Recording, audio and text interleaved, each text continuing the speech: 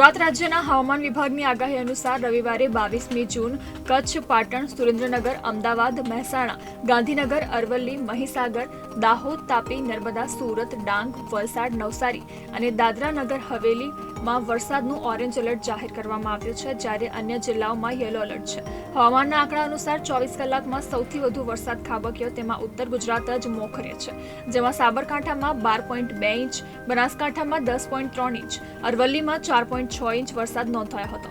આ સિવાય દક્ષિણ ગુજરાતના સુરતમાં પણ 3.3 ઇંચ વરસાદ નોંધાયો હતો. આ ઉપરાંત 23 જૂને બનાસકાંઠા, અમરેલી, ભાવનગર, નવસારી અને વલસાડમાં અતિ ભારે વરસાદ અને કચ્છ, સાબરકાંઠા, અરવલ્લી, તાપી, સુરત, ડાંગ, પાટણ, મહેસાણા, ગાંધીનગર, અમદાવાદ, સુરેન્દ્રનગર, મહીસાગર, દાહોદ, મોરબી, જામનગર, બોટાદ, ખેડા, પંચમહાલ, આણંદ, રાજકોટ જિલ્લામાં ગાજવીજ સાથે ભારે વરસાદને લઈને યલો એલર્ટ જાહેર કરવામાં આવ્યું છે.